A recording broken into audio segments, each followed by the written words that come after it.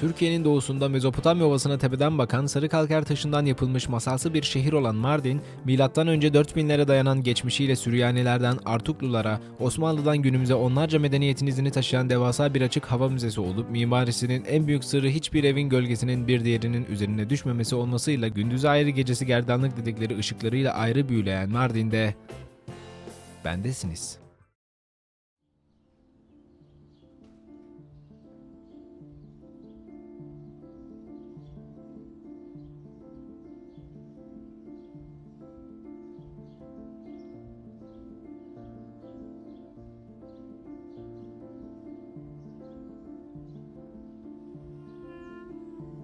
Sakin geçen uçak yolculuğundan sonra terletmeyen ama bir hayli sıcak topraklara inişimi yaptım.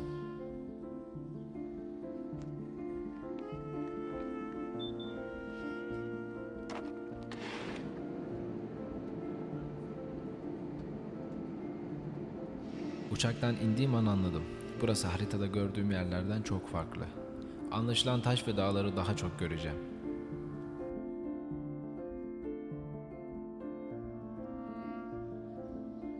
Sokaklara girer girmez devasa bir tarih yüzüme çarpmış gibiydi.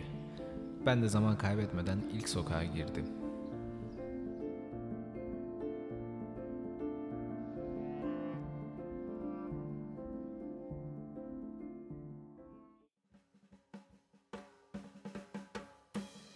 Evet değerli arkadaşlar, videomuza hoş geldiniz. Yanımızda usta Mardin bilimcisi Samet Çelik Bey var. Hocam hoş geldiniz. Hoş bulduk. Mardin hakkında birkaç bilgi bize verecek inşallah. Şu an Şehdiye Camii'deyiz. Mardin Kalesi'nin etrafındaki tellerin neden çevrildiğini kısaca bir değinecek Sayın Hocam. Ben yaklaşık 7-8 yaşlarındayken bu kaleye rahatça çıkabiliyorduk. Ben eski Mardinliyim bu arada, yani burada büyüdüm. Şu gördüğünüz yukarıya sağa sola gidebiliyorduk. Zamanında NATO buraya el koydu. Yani el koydu dedim, hani koruma altına almış oldu. Koruma altına almış olduğu için Bu telleri çektiler. yani telleri etrafına çevirdiler. Neyse Mardin Kalesi'ne çıkamayacağız ama uzaktan böyle birçok açıdan görebiliyoruz. Yo, yakından da çekebileceğiz bu arada. Mardin Kalesi'ne. Evet, direkt altında çekebileceğiz. Oraya da gittiğimizde tekrardan videoyu başlayacağız. Sayın kameramanımız.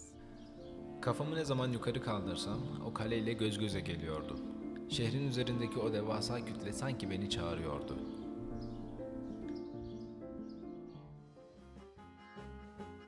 Evet sayın arkadaşlar, şimdi yukarı Mardin'in ara sokaklarındayız. Bildiğim kadarıyla hocam buraya bilerek yol yapmıyorlar ki işte araba, egzoz falan filan kirletmesin diye. Doğrudur. Bir de şu yapılara da zarar gelmemesi için. Ulan Yani bir de- kapılardır, şeylerdir, hepsi hani insanların yaşadığı yeri olduğu için Bura Bir de hocam burada eşekle herhalde ulaşım sağlanıyor. Yükleme aynen, falan işleri oluyor. doğrudur. Yani o dönemler daha burada devam ediyor. Burada yani kameraman arkadaşla ben el ele yürümek isterdim. İbrahim. ne gülüyorsun lan? Gülmüyorum abi. Evet hocam, tekrardan hoş geldiniz. Şu an Ambeyan kaleye doğru tırmanmaktayız. Umarım bu yolun sonu güzel bir yere çıkar. Ama sanki kafelere doğru gidiyormuş gibi bir hissiyat aldım. Yok, kafelere çıksa da yani kalenin altında olacağız sonuç Ha, olarak. gene altında mı? Tamam, sıkıntı yok. Hocam burada yaşıyorlar mı peki hala? Evet, yaşayanlar var yani. İsterseniz deneyelim. Kameraman hızlı koşarsa deneriz. Valla biz de. Gürkan karımı niye? Yavaş yavaş çıkalım. Yürüyelim. Burada ara merdivenler harbiden çok fazla. Of. Ne Yani diyorsun kameraman? Yukarı doğru. Hocam o zaman yukarı doğru çıkalım. Bugün biraz yorulacağız ama sıkıntı yok. Mardin'in gerçekleri burada. hayda, çıkmaz sokak hocam. Çıkmaz mı? Yok, dur. Bir Saldırganların. saniye. Ama manzaramız çok güzel. Oradan görünüyor mu tabi? Aslında dümdüz bir arazi ama büyük yani. Neyse. Hocam Samet'i bu arada eşkıyalar bu kaçırdı. Ne oldu? Samet. İyi mi ora? Bulduk sonunda bulduk kaleyi. Kale mi ora? Aynen. Aa, şurası şehir merkezi ise şu taraflar ilçesi herhalde yani. Çok sessiz. Oğlum uçsuz bucaksız ya. Evet. Hocam oksijenimizin düştüğü yerlere geldik. Artık kalenin hemen altındayız. İnşallah bir NATO askeri. Burada bu arada NATO askeri mi duruyor? Türk askeri mi duruyor? Türk askeri duruyor ama hani koruma altına alan NATO. NATO, tamam, NATO'ya bağlı o zaman. Arkadaşlar bu arada bu kale milattan önce 3000'li yıllara dayanıyormuş. Subarular döneminde yapılmış. İşte zamanında Akkoyunlar, Osmanlı, bir de neydi? Artuklular olması lazım. Burayı yine savunma cephesi olarak kullanmış. Soğuk Savaş döneminden bu yana da NATO üssüne aitmiş. Tırmandıkça şehir ayaklarımın altında küçüldü ve sonunda o meşhur kubbelerin ve zincirlerin bulunduğu medreseye geldim. Arkadaşlar şimdi Zinciriye Medresesi'ne geldik. Üst katlara çıkıyoruz. Şimdi çok kısıtlı bir zamanımız var. Buralar çok küçük dizayn edilmiş. Hocam şuraya bak mesela, buradan geçiyoruz ama her yer minimalist. Senin için yapmışlar. Evet hocam, buraya baktığımız zaman Zinciriye Medresesi'nin avlusunu görebiliyoruz. Şurası dilek havuzuymuş. Oraya işte madeni para atıp dilek diliyorlar artık. Biz tabii atma gereğini duymadık. Samet hocama devredelim ya. Hocam Zinciriye Medresesi sizden sorulurmuş. Aynen, anlık olarak giriş yaptık. Şimdi yavaş yavaş yukarı çıkacağız. Etrafı size göstereceğiz. Burada çok kişi çekim yaptı. Yukarı doğru çıkalım şimdi. Kapanacakmış, adam bizi zar zor aldı içeriye ama inşallah yetişiriz yani.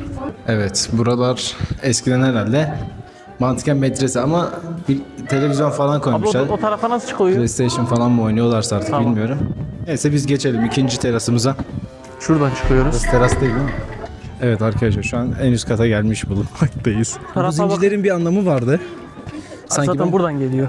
Ama bu zincirler tabii yenilenmiş haliyle. Hani Zamanında ismine- ben şöyle bir şey duydum. Zamanında eşekler vesaire girmesin diye onlara engel olması amacıyla konulmuş diye duydum. Yalansam Samet hocam şu hemen gördüğünüz, elimle göstereyim. Burası Mardin Ulu Camii. Hemen üstümüzde Mardin Kalesi var. Muhteşem bir manzara bu arada. Hocam gel. Direkt bütün yukarı Mardin'i buradan görebiliriz.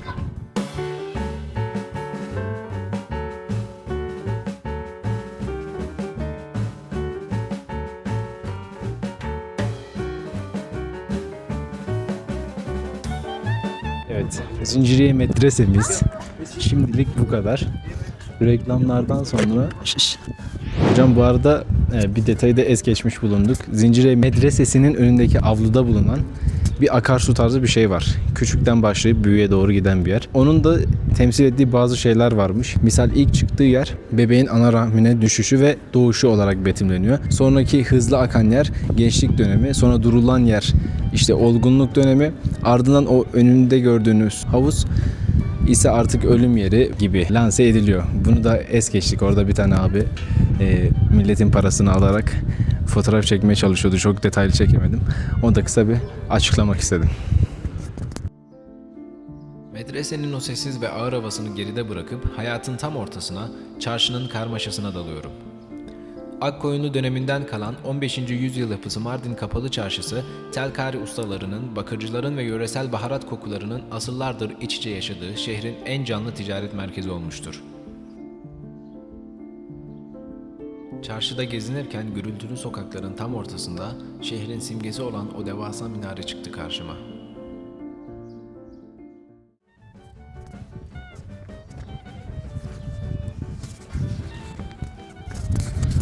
Samet hocam tekrardan hoş geldiniz. Mardin'in bulduk. ünlü mirasına sahip çıkan tek adam. Şu an arkadaşlar gördüğünüz üzere Ulu Cami'ye geldik. Mardin Ulu Camisi. Detaylı bilgi almak üzere yine Samet hocama danışmak zorundayım. Şimdi Ulu Cami'ye geldik, Evet. evet. Mardin'in ve Anadolu'nun en eski camilerinden biri olarak geçiyor. İhtişamlı. İkili şeyi var, minaresi var. Normalde camilerde 3 minare oluyor biliyorsunuz. İkili derken hocam o nasıl Yani oluyor? bu ikili minareli olarak inşa edilmiş. İkili minare. İkinci minaresi nerede onun? Minaresinde kelime-i tevhid ve Allah'ın 99 ismi yazıyor bu arada. Zaten Olarak. Kapalı Çarşı'nın hemen içinde. Aynen öyle. Kapalı Çarşı'ya girerek oradan hani birkaç kişiye sorarak burayı çok kolay bulabilirsiniz. Direkt kapısına çıkıyor. Bu arada bir şey fark ettim. Her medresede istisnasız Aynen bir çeşme var. Aynen. Çeşme var. Zinciriye Medresesi'nde de gördük. Çeşmelerin tipi aynı şekil. İlk başta şöyle bir küçük bölme, sonra biraz daha büyük, sonra bayağı büyük, ardından oluk şekline gidiyor. Evet böyle yani şu anlık Ulu Cami'den de böyle bir görüntü aldıysak ne ala. Günün son ışıklarında kapanmış olsa da havuzdan akan suyun sesini dinlerken zamanın sanki durduğu yere de uğramıştım.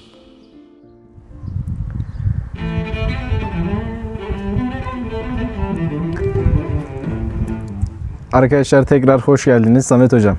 Hocam. Beni her yerde yalnız bırakmadığınız için, destekleyeceğiz tabii ki. yalnız bırakmadığınız için Allah razı olsun diyoruz. Arkadaşlar Kasımiye Medresesi'ne geldik. Maalesef kapalı gördüğünüz üzere. Ama kapalı da olsa birkaç bilgi alalım dedim değerli Mardin profesörümüz Samet Çelik'ten. Burası Artuklular döneminde yapımına başlanıyor.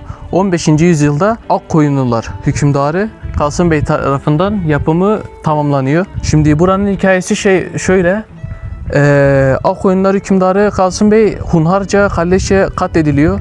Bunun acısına dayanamayan kız kardeşi onun kanlı gömleğini alıyor, duvarlara sürüyor. İşte hani bir efsaneye göre de halen bu duvarlara su döktüğünüz zaman o kan lekeleri ortaya çıkabiliyormuş. Evet, giremedik ama ben onun videosunu görmüştüm.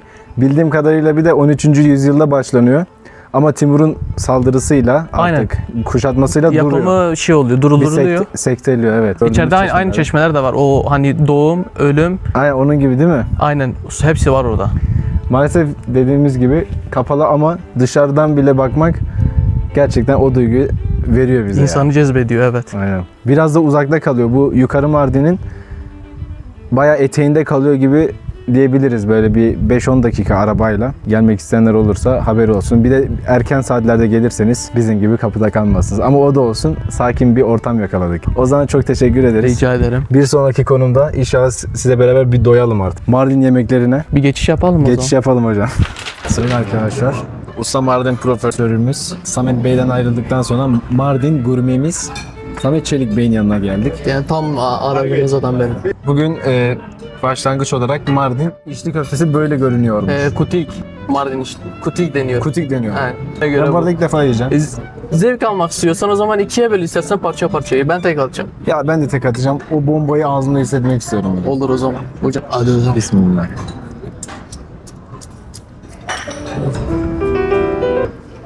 10 numara. Hocam alt tonda sandal tadı. Aldım. Sandal. Bu kuzu etinin tadını yoğun bir şekilde alıyorsun. Kuzu tandır, Lahmacun. Evet, kuzu tandır. kuzu kavurma.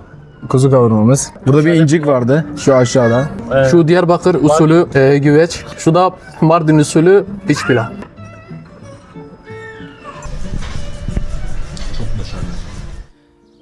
Belki bu kadar yememeliydim. Neyse ki eritecek yerler hala duruyor. Evet sayın arkadaşlar, günümüzü güzel Mardin Kalesi ve eski Mardin'in önünde güzel bir manzarayla ve Mardin tarihçisi, uzmanı, gurmesi Samet Çelik'le bitirmek istedik. Teşekkür ediyorum bu iltifatlarınız için. Günümüzü böyle güzel bir manzara eşliğinde bitirmek istedik. İnşallah yeni yerlerde Samet Hocam bize yardım edecek. Umarım görüşebilirsek tekrardan. O zaman şimdilik kendinize iyi bakın diyelim. Adios. Allah'a emanet.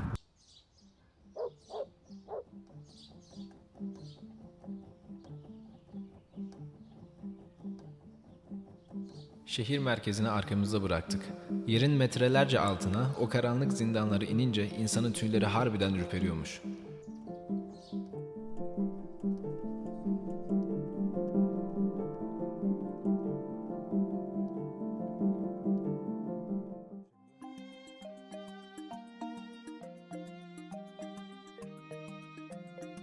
Biraz yakın olduk ama Bir şey olmaz. romantik. Çıkalım hocam. Çıkalım hocam. Arkadaşlar şimdi zindanların bir tanesine indik. Dar Antik Kent'e çok yakın. Üstünde yaşayan gerçek insanların gerçek saklı insan da mı? Şöyle bir alt katınız olsun ister miydiniz? Hocam bir etraf çekebilir misin? Çok acayip devasa bir yer ya. Merdivenle inerken çok güzel görünüyor.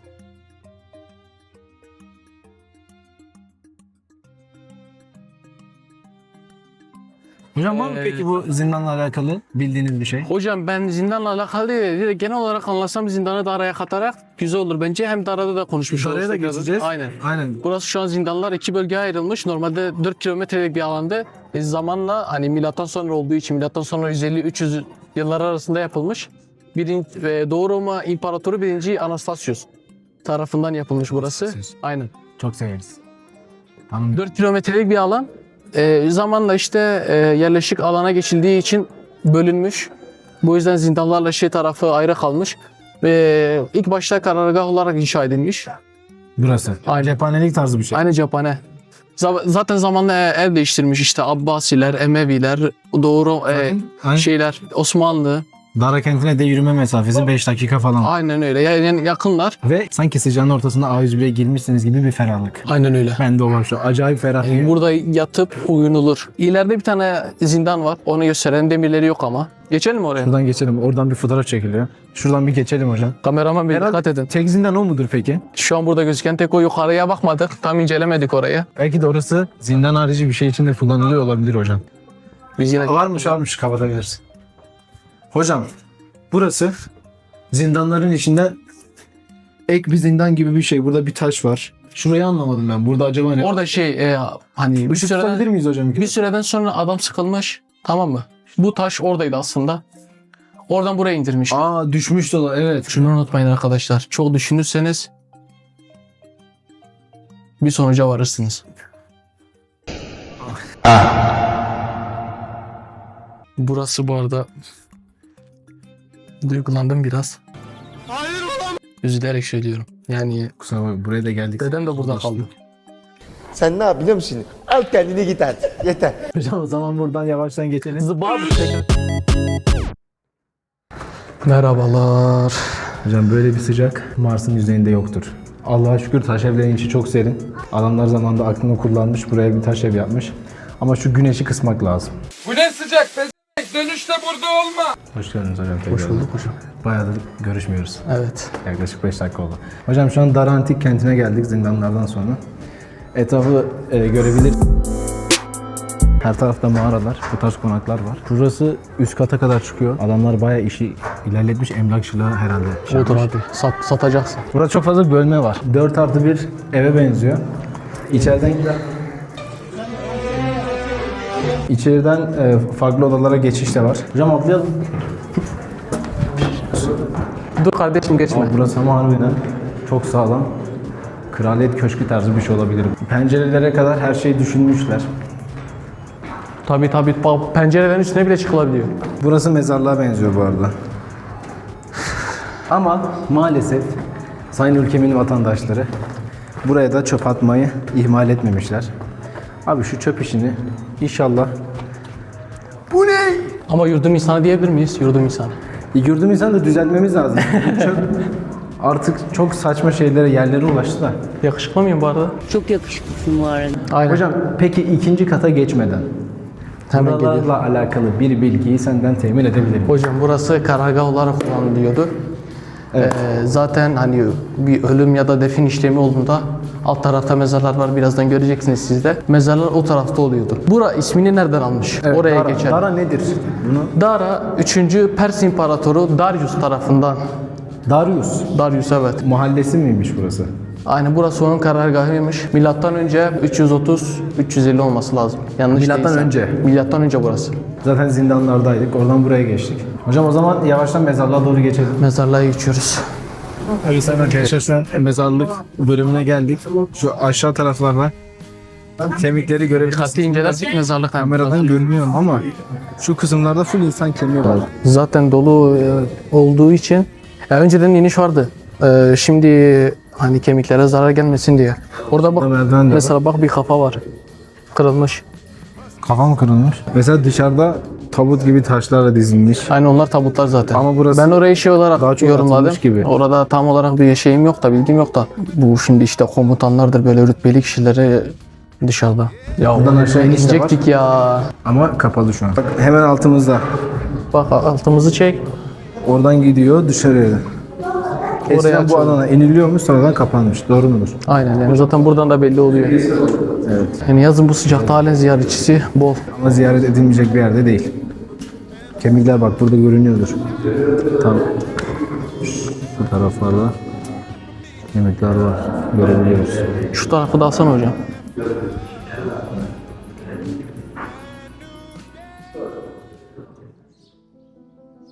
Yeryüzüne çıkıp doğrudan kaçakçılar çarşısına daldım. Burası tam bir karmaşa. Ağır bir kaçak çay ve tütün kokusu, her köşede sıralanmış ilginç elektronik eşyalar ve o esnafın bağırış çağrışı. Bayağı canlı bir yerdi.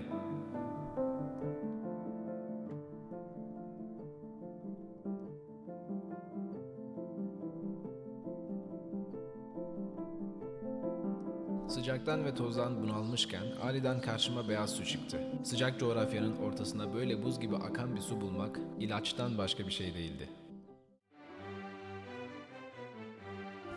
Evet sayın arkadaşlar, tekrardan hoş geldiniz. Şu an Midyat'la Nusaybin arasında iki dağın ortasında bulunan bir vadideyiz. Buranın ismi Beyaz Su diye geçiyor.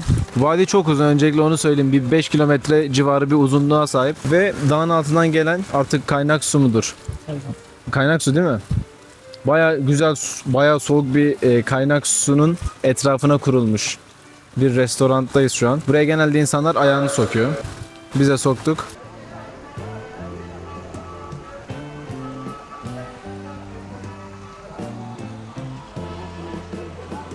Izla Dağı'nın dik yamaçlarında milattan sonra 4. yüzyılda kurulan Morevgin Manastırı, Doğu Hristiyanlığındaki ilk manastırlardan biri olup Mezopotamya Ovatı'na hakim büyüleyici mimarisiyle Doğu'nun Sümelası olarak bilinir.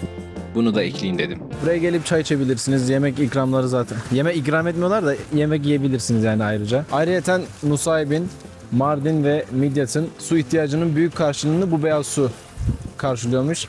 Yani gerçekten çok zengin bir altyapıya sahip. Zaten restoranları sadece saysam belki bir 20 tane falan restoran çıkar. Hepsi bu beyaz suyun etrafında kurulmuş. Ayrıyeten 3 tane büyük ilçenin su ihtiyacını da karşılıyor. Bu da demek oluyor ki bu su gerçekten su. Bu da son rotamızın bir önceki rotası olacak. Buradan sonra Midyat'ta tekrardan görüşürüz. Adios. Ve son durak Midyat. Sokaklarında yürürken insanın kendini gerçekten bir film setindeymiş gibi hissediyor. Yani ben öyle hissetmiştim.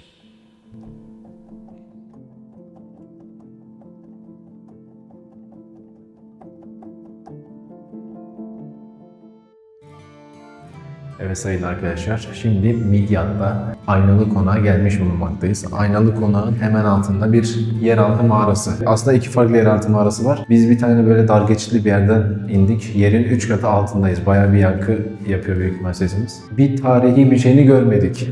Ama çekmek istedik. Hani burası da uğrarsanız gayet güzel şeylerle karşılaşabileceğiniz şeyler. Ağzımdan duman çıkıyor. Oğlum burası o kadar soğuk değil ama bayağı serin. Şimdi şöyle bir şey de var. Hakkında hiçbir fikir sahibi olmadığımız bir mağara. Ay be, çok büyük konuştun. Evet, hiçbir Yani fikrimiz duymadım. yok. Mardinliyim, duymadım ben. Böyle bir şey olabilir mi? Giriş ücretimiz de burada 50 TL arkadaşlar. Burada bu arada çok güzel saklambaç oynanır. Her yerde sanki yanındaymışsınız gibi ses geliyor bir arkadaşınızın. Misal ben bir yukarı çıkayım. Bekleyin sesimi al. Mikrofonu da verip benim sesim gelecek mi bakarsınız. Hayır. Midyat'ın sokaklarında kaybolmaya devam edelim. Tabii bu saatte her türlü kaybolacağız. Umuyorum ki. Seviyorum sizi.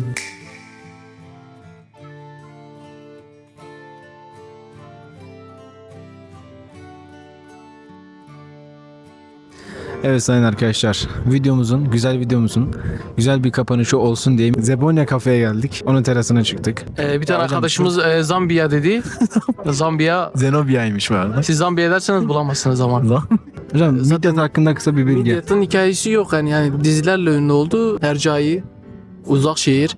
İşte Komedilerden Aynen. I Love You falan. köylerde I love you. Tanıdık yerler. Hükümet Taş kadın. evlerinin olduğu Yani yer. bu kadar. Ama hani görüntü olarak, şey olarak çok güzel bir yer, mekan olarak. Hocam bir de Güzel burada şey mekanlar da varmış. Mor Gabriel Manastırı diye bir yer varmış. Süryanilerin mi? İlk Aynen, merkezi olarak kabul ediliyormuş diye Aynen. duydum. Zaten Süryani şehri olarak da geçiyor Mardin. Yani eski Mardin'le kıyaslarsak ilk tercihinizi oraya yapmanız benim önerimdir. Taş sokakları gezersiniz böyle. Sokakları çok güzel gerçekten. Ama çok da fazla şey yok turistik yeri. Diğer yerler gibi. 2 gündür tanışıyoruz değil mi? 2 gündür. 2 gündür tanışıyoruz. Belki 1,5 10 oldu. yıllık arkadaş gibiyiz şu an. Çok sıcakkanlı insanlar, gerçekten Mardin insanlar. Onu da söyleyeyim yani. Buradan Aslan Kaplan'dayım. Sayın Robin Nergiz'e selam yollamak istiyorum. Başka da biri kalmadı. Aileme ve sevdiklerime de selam yolluyorum bu arada. Onlar da eksik kalmasınlar. Şeye de teşekkür etmek lazım. 2 gün boyunca kameramanlığımızı yapan. Yani Bizi gezdiren asıl kişi. Tekrardan teşekkür ederim. böyle alayım ben. Kendinize iyi bakın. Mardin'den selamlar. Adios diyorum. Adios. Allah'a emanet. Allah'a emanetsiniz.